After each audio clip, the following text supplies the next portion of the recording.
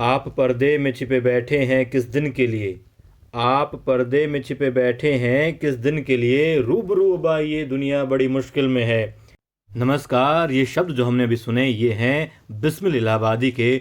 और जो पुण्य श्लोक अहिल्याबाई शो का प्रोमो चल रहा है इस वक्त, जो कह रहे हैं कि उसका दृश्य फिल्माया जाएगा, दिखाया जाएगा गुरुवार के दिन, तो वो उस पर जो है बिल्कुल सटीक बैठते हैं। क्योंकि यहाँ पर मल्हार राव होलकर सरकार कह रहे हैं देवी अहिल्या से कि आप उस तरफ मत खड़ी रहिए, ये सिंहासन जो है, ये प्रजा जो है आपका इंतज़ार कर रही है, आप आइए और रानी के पद से गौरवान्वित कीजिए इस साम्राज्य को, इस महल को और इस सिंहासन को।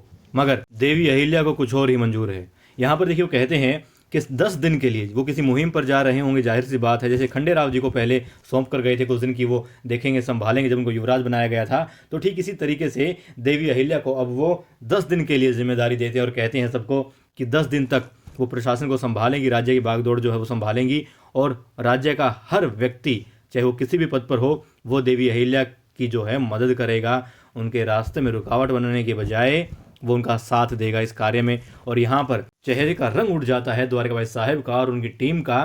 वहीं एक तरफ तो भविष्य की नींव का शंखनाद हो रहा है, वहीं देवी अहिल्या जब प्रणाम करती है राजा की उस गद्दी को, जहां वो एक बार बचपन में भी बैठने गई थी, तब गौतमीबाई साहिब ने उनको रोक दिया था। उन्होंने कहा था वो सिर्फ प्रणाम कर रही है, और बैठा कौन था, खंडेराव बैठा है। और तब वो बचपन में कहते हैं उस गद्दी को छोटा करने की बात, कहते हैं उनके लिए फिट नहीं बैठ रही है। और तब देखिए उनकी अनुपस्थिति में 10 दिन के लिए कह दिया जाता है मल्हार राव होलकर सरकार द्वारा कि देवी अहिल्या उस कुर्सी पर बैठेंगी, सब कुछ कार्य जो है संभालेंगी।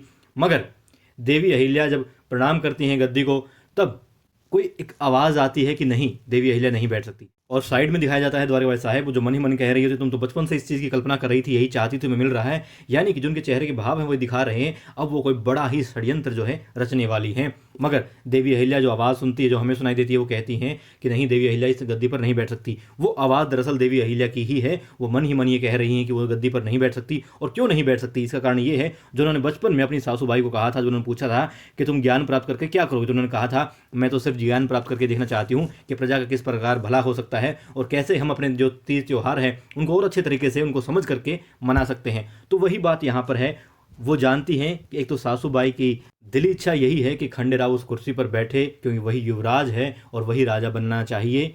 और खुद देवी अहिल्या भी यही चाहती होंगी, क्योंकि कौन सी पत्नी ऐसी है जो नहीं चाहती कि उसका पति जो है राजा बने। तो यहाँ पर इसीलिए भी वो गद्दी पर नहीं बैठी। और देखिए आपको ध्यान हो, जब भगवान श्री राम वनवास पर चले गए तो भरत ने जो है राज्य अभिषेक उनका कर रहे थे, मगर उन्होंने मना कर दिया था। और उन्होंने अपने भाई, बड़े भाई भगवान श्री राम की जो है चप्पलें, जो जूती थी, खड़ाऊ जो थे, वो राजगद्दी के पास में रख दिए थे, और उन्हीं की आज्ञा मान करके, उन्हीं को प्रणाम कर करके वो बिना उस गद्दी पर बैठे राज्य चला रहे थे। वही बात यहाँ पर भी है कि वो भी उनका इतना सम्मान करती हैं, मल्हार राव होलकर सरकार का भी करती हैं, अपनी सासूबाई का भी करती हैं और अपने पति का भी करती हैं, इसलिए वो गद्दी पर नहीं बैठेंगी। और दूसरी बात ये, वो कहाँ जाना चाहती है, वो कहाँ बैठना चाहती हैं, उनकी इच्छा सिर्फ ये है कि वो मालवा की जो प्रजा है उसके दिल में बैठे, ना कि गद्दी पर बैठे। और गद्दी पर बैठकर आप सिर्फ निर्णय ले सकते हैं, मगर किसी के दिल में उतरने के लिए आपको उनके बीच में जाना पड़ेगा। और देवी अहिल्या यही कर रही है, यही उनका पहला और आखिरी उद्देश्य है।